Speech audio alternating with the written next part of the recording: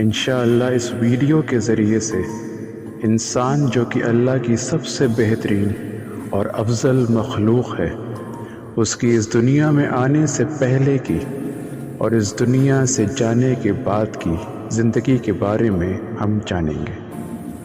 ہر انسان 5 مراحل یعنی سٹیجز سے گزرتا ہے۔ جی ہاں، اس دنیا میں آنے سے پہلے بھی ہم ایک زندگی گزار چکے ہیں اور ایک موت بھی ہم سب کو آ چکی ہے۔ یہ بات ہے عالم ارواح کی۔ پہلا مراحل، دنیا سے پہلے کا وقت۔ سورہ البقرہ آیت نمبر 30۔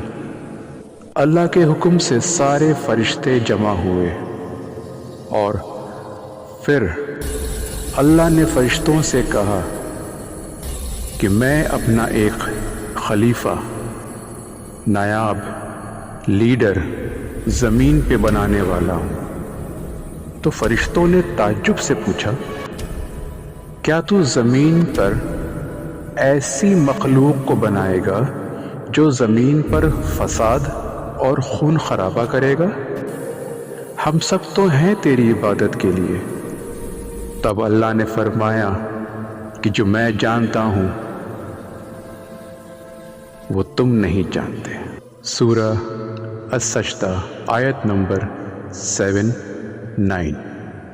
سورہ الحجر آیت نمبر 28-29۔ سورہ صاد آیت نمبر 71-72۔ سورہ العمران آیت نمبر 59۔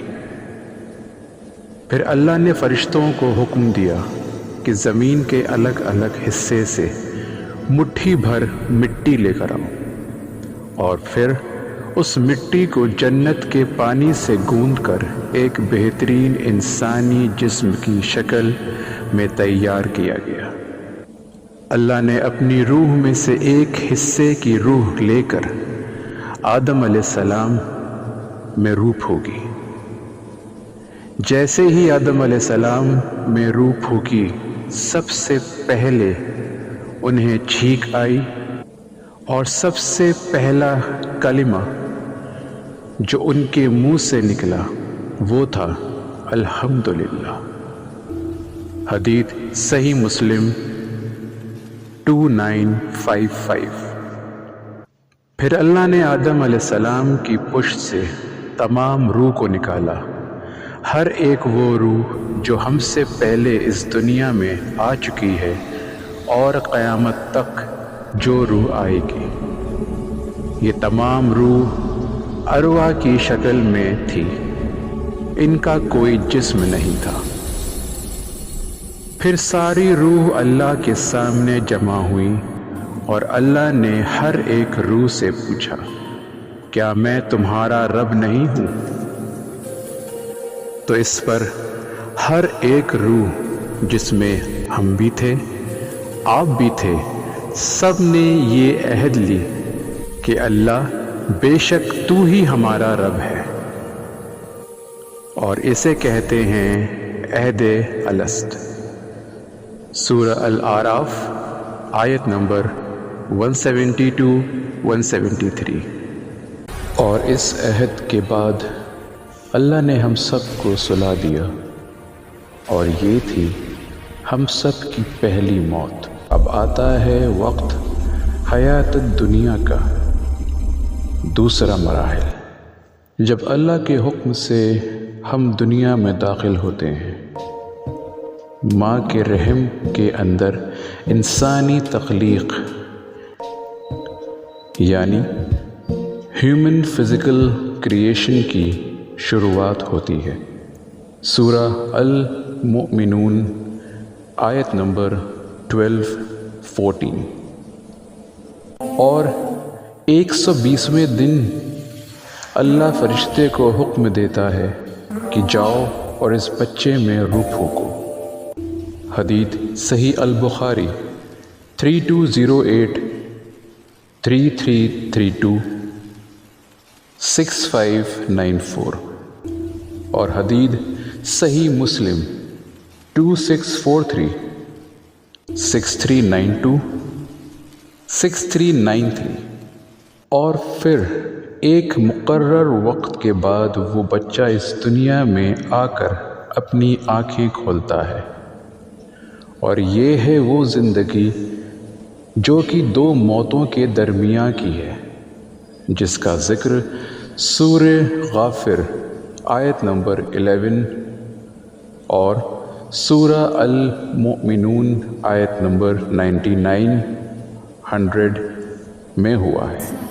اور جیسے عمر دن بدن بڑھتی ہے، انسان دنیاوی معاملوں میں الجھتا جاتا ہے۔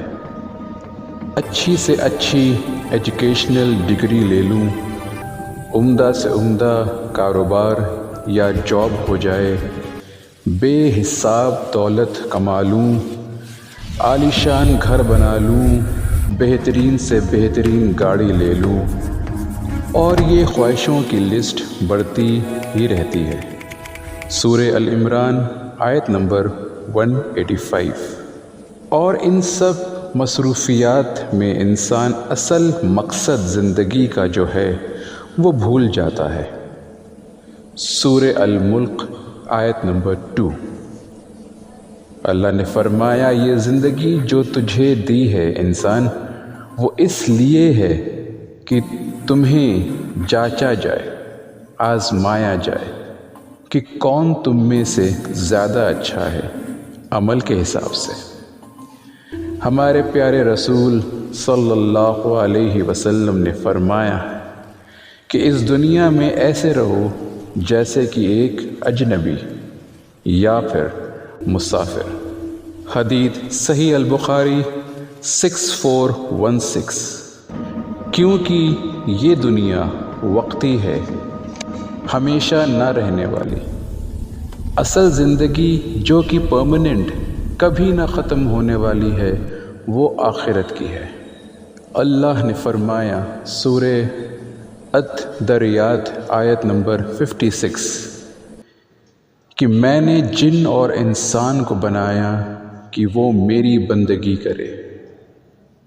اب یہاں پر ہم سب کو رک کر یہ غور و فکر کرنی ہے، کیا ہم اصل میں اللہ کی بندگی کر رہے ہیں یا پھر ابھی تک دنیاوی مسئلوں میں ہی مصروف ہیں؟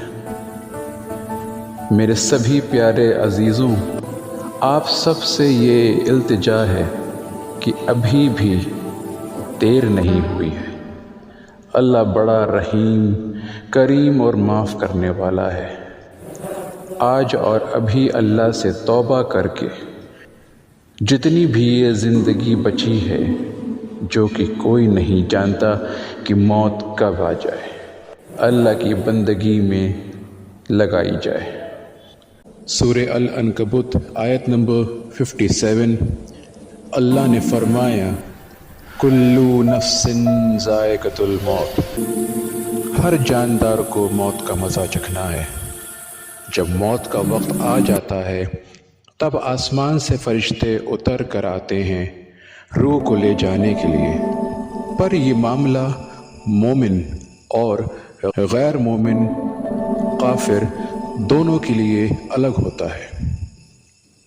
اور یہاں سے شروعات ہوتی ہے مراحل 3 عالم برزخ کی۔ سورہ النحل آیت نمبر 32 میں ذکر ہے کہ جب ایک مومن کا انتقال ہوتا ہے تو رحمت کے فرشتے آتے ہیں، جن کے چہرے نور کی روشنی سے چمک رہے ہوں گے، اور وہ پاس آ کر کہیں گے کہ سلام ہو تم پر، اور اب جنت میں داخل ہو جاؤ اپنے اعمال کے نتیجے میں۔ حدیث مسند احمد 18534 اور مشکات المصحابی 1630۔ پیارے رسول صلی اللہ علیہ وسلم نے فرمایا کہ جب ایک مومن کی روح اس دنیا سے جدا ہوتی ہے تو سفید روشن چمکدار چہرے والے فرشتے جنت سے اتر کر آتے ہیں، ساتھ میں جنت کا کفن اور بہترین خوشبو لے کر آتے ہیں۔ پھر ملک الموت مرنے والے کے سر کے پاس بیٹھ کر کہتے ہیں کہ اے نیک روح باہر آ جاؤ، تمہارے لیے اللہ کی بخشش اور رضامندی ہے۔ تب وہ روح اتنی آسانی سے ایسے نکلتی ہے جیسے کہ پانی کی بوند ایک برتن سے، اور یہیں پر کسی کافر یعنی غیر مومن کا انتقال ہو جائے۔ اس وقت ایسے فرشتے روح نکالنے آتے ہیں جن کے چہرے کالے اور خوفناک ہوتے ہیں، ساتھ میں بدبودار کفن لے کر آتے ہیں اور ایک حد تک کی دوری پر بیٹھ جاتے ہیں، اور پھر ملک الموت آتے ہیں اور مرنے والے کے سر کے پاس بیٹھ کر کہتے ہیں کہ اے خبیث روح نکل، تو روح نکلنا نہیں چاہتی ہے، بے انتہا تکلیف میں ہوتی ہے۔ تب فرشتے اس گندی روح کو ایسے کھینچ کر باہر نکالتے ہیں جیسے کہ ایک بھیگی ہوئی روئی کو کانٹے دار جال سے کھینچا جائے۔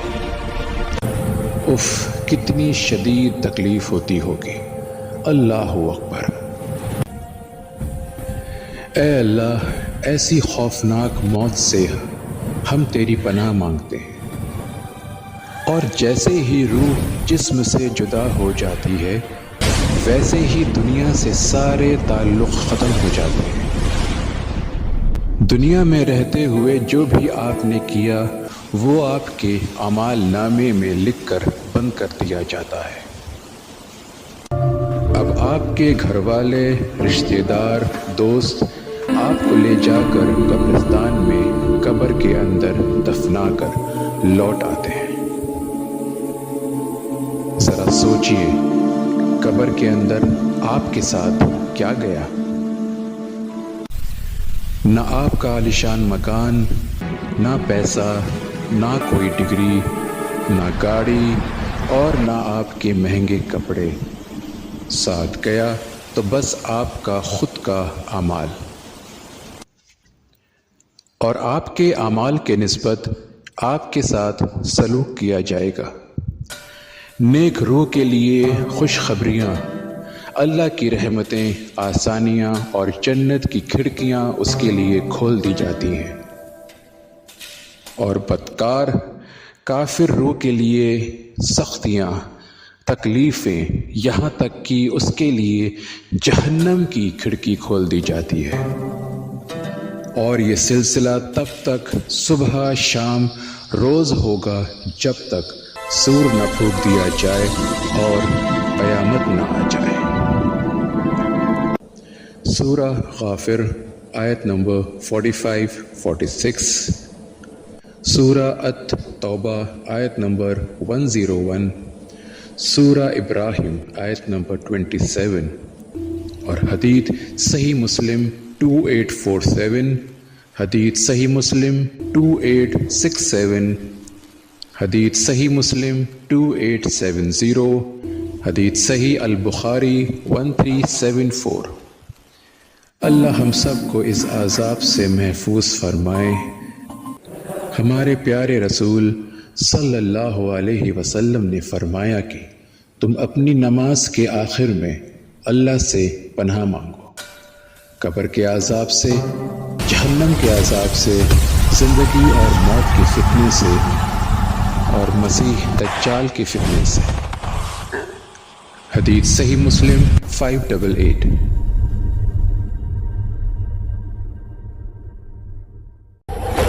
چلیے جانتے ہیں چوتھے مراحل کے بارے میں، جو ہے قیامت۔ سورہ الزمر آیت نمبر 68، اور جب سور پھونکا جائے گا تو وہ جو آسمانوں میں ہیں اور زمین پر سب بے ہوش ہو کر گر جائیں گے مگر وہ جس کو اللہ چاہے، اور پھر دوسری دفعہ سور پھونکا جائے گا تو سب کے سب فوراً کھڑے ہو جائیں گے اور دیکھنے لگیں گے۔ سورہ یاسین آیت نمبر 51، اور جب سور پھونکا جائے گا تو تو یہ سب اپنی قبروں سے باہر نکل کر اپنے پروردگار کی طرف دوڑ پڑیں گے۔ سورہ الکہف آیت نمبر 47۔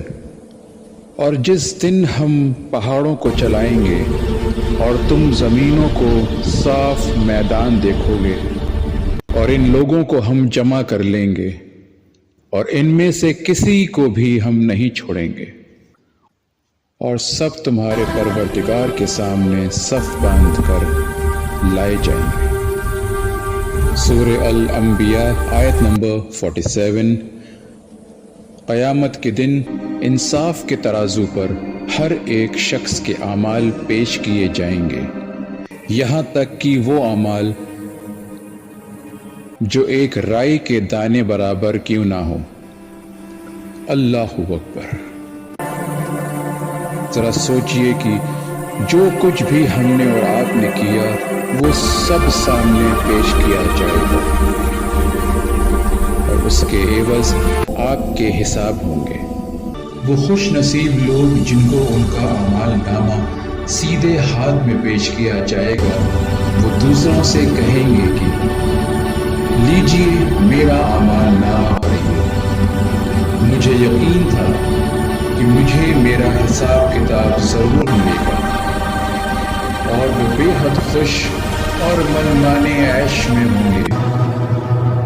اور اس سے کہا جائے گا کہ اپنے نیک اعمال کے عوض میں اب جنت میں داخل ہو جاؤ اور مزے سے وہاں کھاؤ اور پیو۔ سورہ الحقاق آیت نمبر 19 till 24۔ اور وہ بد نصیب لوگ جن کو ان کا اعمال نامہ الٹے ہاتھ میں دیا جائے گا، وہ کہیں گے کہ اے کاش مجھ کو میرا اعمال نامہ نہ دیا جاتا اور مجھے معلوم نہ ہوتا کہ میرا حساب کیا ہے، اے کاش موت میرا کام تمام کر دیتی، آج میرا مال کچھ کام نہ آیا۔ تب حکم ہوگا کہ اس کو پکڑ لو اور اسے طوق پہنا دو اور اس کو جہنم کی آگ میں جھونک دو۔ سورہ الحقاق آیت نمبر 25 till 31۔ اور جب انسان کے حق میں اس کا فیصلہ کر دیا جائے گا، تب آئے گا مراحل 5، the last and final destination، اور یہ ہے آخرت۔ وہ مومن جس نے اپنی پوری زندگی توحید پہ، رسول کی سنتوں پہ گزاری، نیک اعمال کیے، اپنے گناہوں کی توبہ کی، اور وہ جس پر اللہ کی رحمت ہوگی اس کے سامنے جنت پیش کی جائے گی، جس کے 8 دروازے ہوں گے، اور ہر دروازے کے پیچھے ایک سے بڑھ کر ایک بشارتیں اور رحمتیں ہوں گی، اور سب کے درجات الگ۔ جس کے جیسے اعمال ہوں گے وہ اس دروازے سے جنت میں داخل ہوگا۔ سبحان اللہ۔ اور وہ کافر گنہگار جس نے اللہ کے پیغام سے انکار کیا، زندگی بھر گناہ کرتا رہا، شرک کرتا رہا، اس کے سامنے جہنم پیش کی جائے گی جس کے 7 دروازے ہوں گے، ہر دروازے کے پیچھے خوفناک سے خوفناک عذاب، اور جس کے جیسے درجات ہوں گے اس کو جہنم کے اس دروازے میں جانا ہوگا۔ اور آخرت کی زندگی ہمیشہ ہمیشہ رہنے والی ہوگی، یہاں کبھی کسی کو موت نہیں آئے گی۔ اور ان کے ریفرنس سورہ صاد آیت نمبر 50، سورہ الزمر آیت نمبر 73، سورہ الحجر آیت نمبر 46، سورہ الحجر آیت نمبر 44، سورہ البقرہ آیت نمبر 161 اور 162، سورہ النساء آیت نمبر 48، سورہ المائدہ آیت نمبر 72، اور حدیث صحیح البخاری 1897 اور صحیح مسلم 1027۔ اے اللہ، اے ہمارے رب، ہم سب کے گناہ معاف کر دے، یہاں تک کہ ان کو ہمارے اعمال نامے سے مٹا دے، اور ہم سب کی جو بھی چھوٹی سے چھوٹی عبادت جو صرف اور صرف تیرے لیے ہے اس کو قبول فرما، اور اس کے عوض میں ہم سب کو قیامت کے دن اعمال نامہ ہمارے سیدھے ہاتھ میں پیش کرنا، اور ہم سب کو ہمارے والد والدہ، بھائی بہن، اولاد، رشتہ دار، جاننے والوں کو، دوست یاروں کو، اور اس ویڈیو کو دیکھنے والے ہر ایک انسان کو اپنی رحمت سے جنت الفردوس میں داخلہ نصیب فرمانا اور درجات بلند کرنا، آمین۔